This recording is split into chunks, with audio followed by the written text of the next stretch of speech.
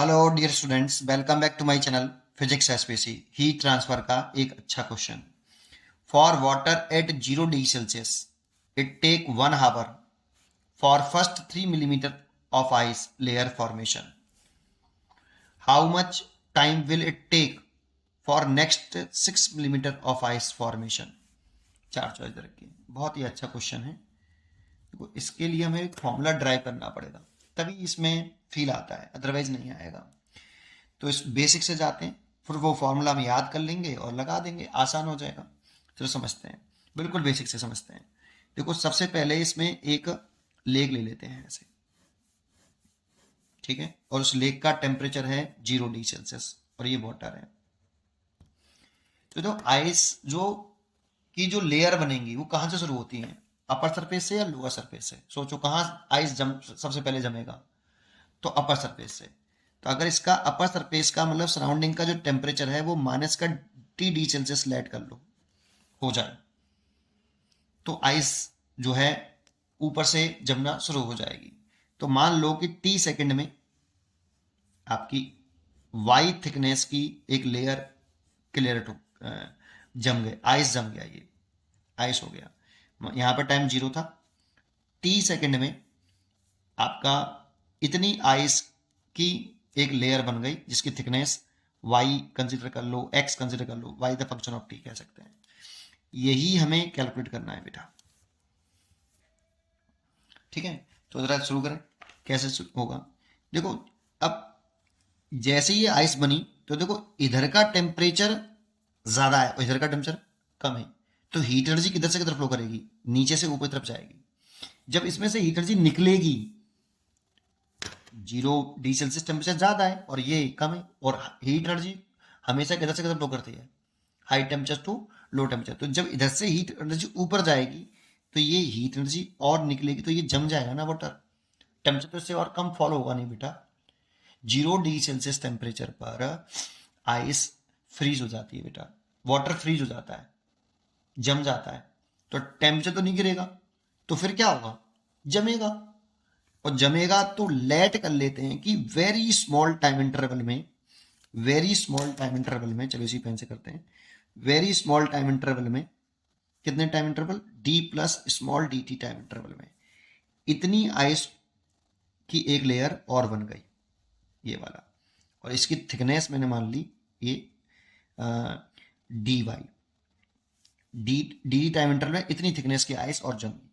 सोचो, अगर ये आइस जमी है तो इस वाटर आइस में जब कन्वर्ट हुआ है डी वाई थिकनेस का, तो हीट एनर्जी रिलीज हुई होगी। जब वाटर से आइस बनेगी तो वाटर हीट एनर्जी निकाल देगा ना। और जो हीट एनर्जी इसने निकाली होगी वो कितनी होगी? तो हीट एनर्जी जो इसने रिलीज करी होगी इतने थिकनेस में, डी क्यू, क्योंकि वेरी स्मॉल टाइम इंटरवल देख रहे हैं, छोटे सी आइस की एक थिकनेस बना रही है, तो D Q is equal to M into latent heat of fusion of ice. ये latent heat of fusion of ice, ये जो आइस जमा है इसका मास है बेटा, इस वाले का जो आइस जमी है इसका मास स्मॉल है। और ये जो हीट एनर्जी रिलीज हुई होगी यही हीट एनर्जी ऊपर की तरफ गई होगी, क्योंकि हीट एनर्जी किधर से किधर फ्लो करती है? High temperature to low temperature. तो इसे हीट करंट बोलते हैं हम, आई एच। तो कितनी हीट करंट फ्लो करेगी? एक सेकंड में निकाल लेते हैं। I H is equal to D Q by D T, rate of heat energy आपका आई एच हीट करंट कहलाता है, इज इक्वल टू, इसका फॉर्मूला होता है के। ये कंडक्टिविटी ऑफ आइस है, thermal conductivity of ice, into इस layer का एरिया ऑफ क्रॉस सेक्शन, इसका कह लो area of cross section A. ये area of cross section layer का, तो ए। और यहां से यहां हीट गई है, यहां से यहां हीट गई है, और ये टेम्परेचर हाई टेम्परेचर है और ये लो टेम्परेचर है, तो डेल्टा टी होता है। हीट करंट का फॉर्मूला क्या होता है? आई एच बराबर होता है D Q by D T is equal to K A delta T over L, ये होता है। और यहाँ जो हीट एनर्जी फ्लो करती है वो high temperature to low temperature करती है, और हाई टेम्परेचर है 0 माइनस, लो टेम्परेचर है माइनस का टी ओवर लेंथ है इसकी कितनी? y, is the function of t, तो y लिख लेता हूं इतनी। तो आप यहां से डी क्यू निकाल सकते हो, तो D Q is equal to कितना हो गया? इसका से मल्टीप्लाई कर लो डी टी का, तो K A T over Y और डी टी, और डी क्यू की वैल्यू इतनी होगी M into mass into latent heat of fusion, है ना। जब ये आइस बना हुआ वाटर तो इतनी एनर्जी रिलीज होगी, वही energy high temperature to low temperature ऊपर तरफ गई होगी, ठीक है, इतनी रिलीज हो गई, इसमें से निकल गई, तभी तो आइस बना, ठीक है। इस डी क्यू की वैल्यू लिख सकते हो आप कितनी, मास इंटू ये वो ये कौन सा मास है, जितना मास डी टी टाइम इंटरवल में और जम गया है, आइस बन गया है ना। M into latent heat of fusion of ice है, मैं इसे एल ही लिख लेता हूँ अभी, लेंथ नहीं है ये ध्यान रखना, ठीक है, into K A T over Y D T, ठीक है। अब इस एम को कैसे निकालें, तो डेंसिटी इज इक्वल टू होता है मास अपॉन वॉल्यूम, तो मास इज इक्वल टू होगा डेंसिटी इंटू वॉल्यूम, तो डेंसिटी इंटू वॉल्यूम। लेकिन बेटा ये जो मास है वो केवल इतने का है बेटा, इसका, है ना, तो इसका एरिया प्रोसेसन तो ए है, एरिया तो इस लेयर का ए है, और डेंसिटी तो ये हो गई, वॉल्यूम कैसे लिखें, एरिया इंटू थिकनेस, थिकनेस कितनी है बेटा डी वाई, ये वॉल्यूम हो गया। तो ये इसका मास आ गया बेटा, जो नई आइस जमी है, ठीक है, नहीं, जिसकी थिकनेस डी वाई है, तो इसकी वैल्यू पुट कर दें यहाँ, एम की वैल्यू, डेंसिटी, ये डेंसिटी है आइस की, डेंसिटी भी आइस की है, थर्मल कंडक्टिविटी भी आइस की है ना, तो लेटेंट हीट ऑफ फ्यूजन भी आइस का है, density of ice, area of layer जो आ गया, और into thickness into latent heat of fusion of ice, K A T over Y D T. देखो एरिया से तो एरिया कैंसिल हो गया, वाई वाले फंक्शन को एक तरफ कर लें तो वाई को ऊपर ले आओ, तो वाई डी वाई हो गया, और बाकी का फंक्शन एक तरफ कर लें तो के टी ऊपर, नीचे रो L into D T.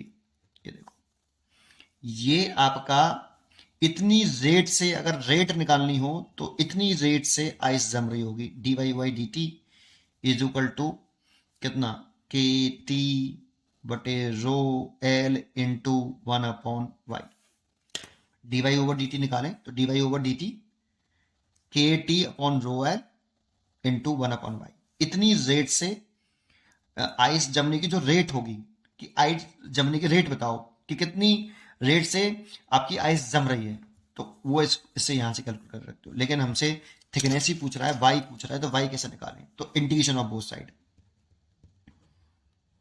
Integration of both side, अगर इंटीग्रेशन करते हैं तो इंटीग्रेशन और इंटीग्रेशन, ये तो पूरा टर्म कांस्टेंट है, थर्मल कंडक्टिविटी, टेम्परेचर ऊपर का टी, रो और एल, ये सब पूरा कांस्टेंट टर्म हो गया। तो इसका इंटीग्रेशन करें तो लिमिट लिखें, यहाँ पर टाइम कितनी बेटा 0, और 0 पर थिकनेस कितनी 0, 0 पर टाइम पर तो थिकनेस थी नहीं है इसकी, टी टाइम पर कितनी थिकनेस, तो वाई मानिए ना, why the function of T, यही हमें निकालना है, ठीक है।